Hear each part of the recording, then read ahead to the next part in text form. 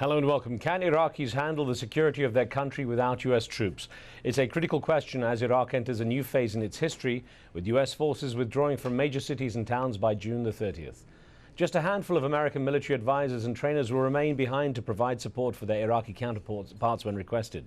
Most of the 133,000 American troops will pull back to several large U.S. bases around the country, but the U.S. can still launch combat operations in smaller towns and the countryside, coordinating their moves with the Iraqi government.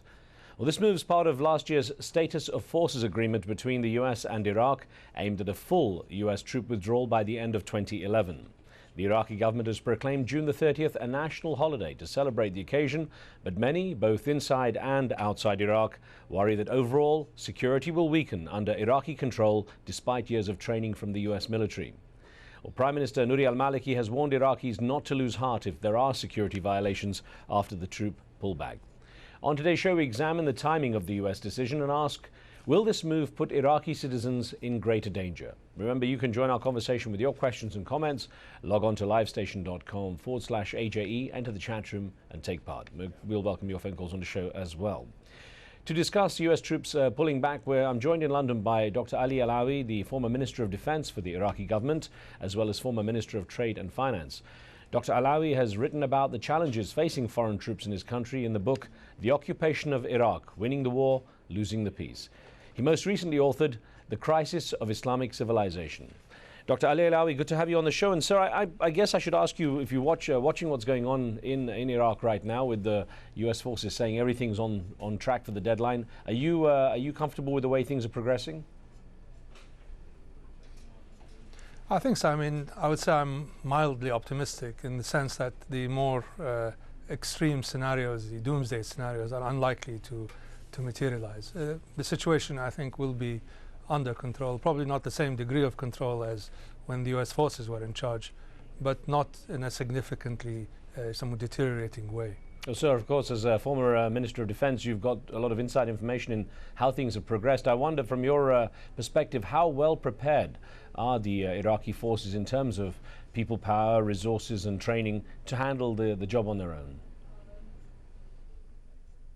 Well, I think they are in fact quite well prepared. In terms of numbers, obviously the Iraqi armed forces are now nearly 600,000 people, and if you include the paramilitaries, the national police and so on, we have a formidable security force. In the last few years they've been have become increasingly well equipped and well trained, but they're certainly not up to scratch in terms of what a modern conventional army is capable of, but they're far better than they were, say, 2 or 3 years ago. And I think in terms of their ability to meet military combat challenges, I think there should be no doubt that the Iraqi army can take on any combination or single insurgency attack. But the war has moved from being a combat intensive confrontation to more of an intelligence war, and I think this is where the weaknesses are, rather than the ability of the army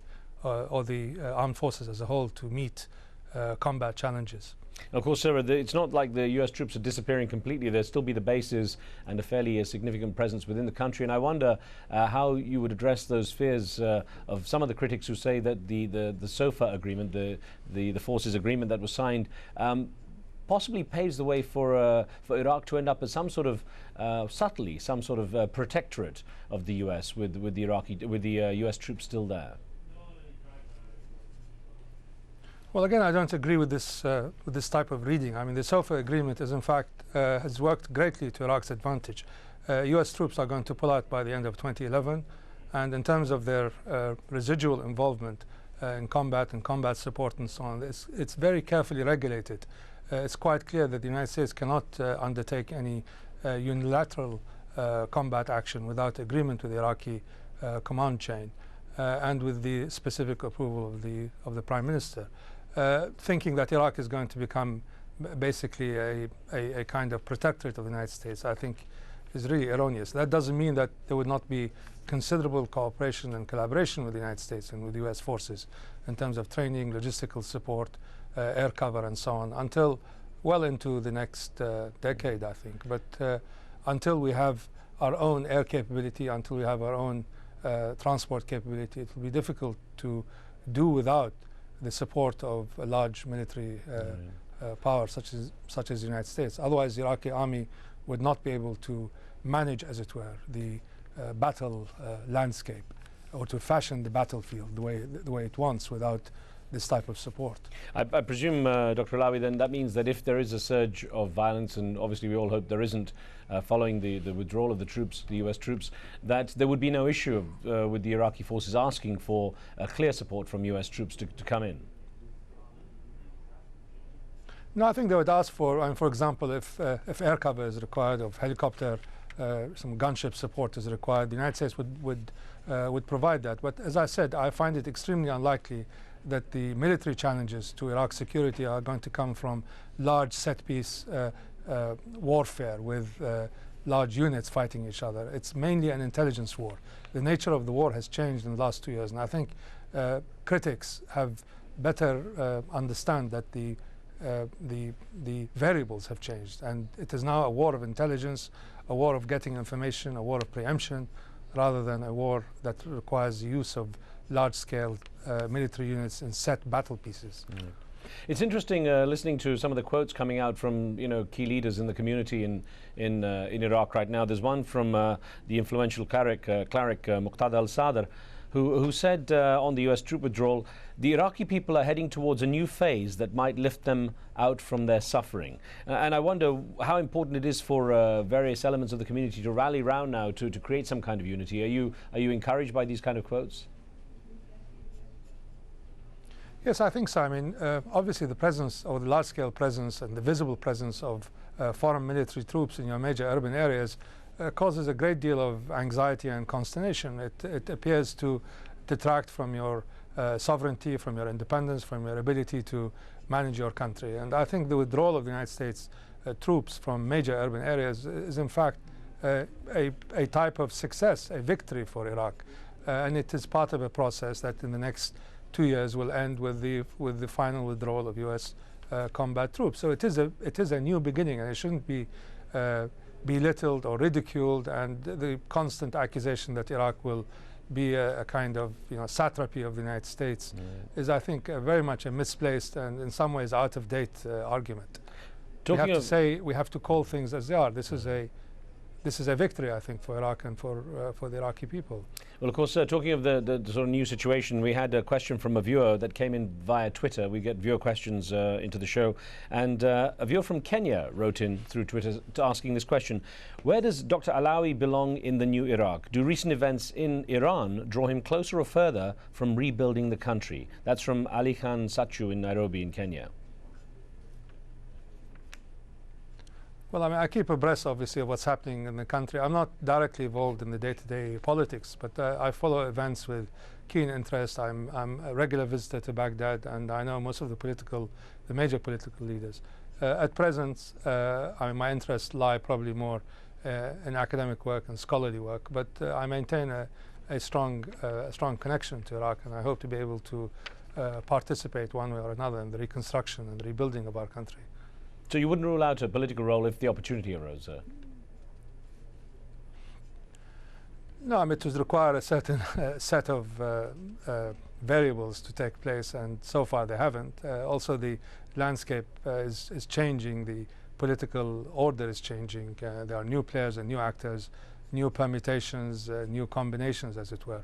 And one has to look at things as they evolve and see where one can fit into this evolving political structures. We had, the viewer mentioning the situation in Iran in that Twitter question. I wonder, there are those who see America as wanting a presence in Iraq, basically as a counter to what's been happening in Iran, and of course with what is perceived as a threat from Iran. And I wonder what concern is there that American troops will largely be interested in being in Iraq because of Iraq's neighbor. Well, I think this must have been one of the drivers, as it were, of U.S. policy previously. But I think with the drawdown of forces, the ability of the United States to, as it were, challenge Iran and Iranian intentions moves from the military sphere to more to the diplomatic, political, and economic spheres. It is unlikely, I think, that the United States will use Iraq as a platform to confront Iran. Sorry, and at the same time, I don't think the Iraqi government, with its connections to Iran, some of the major political leaders in Iraq were living in Iran for a long period of time. It is very, very difficult to see how they can allow Iraq to be used in a way that would threaten Iran's national security. I think that phase, again, of the post-invasion order, where the United States could have seen Iraq as a kind of base by which they can contain Iran, I think that is over now. We have a new set of political realities in place, which doesn't include confrontation between Iraq and Iran. I wonder, though, taking the other side, the other angle on that, what chances that Iran sees a vacuum now with the US troop pullback for an opportunity in Iraq itself for more influence?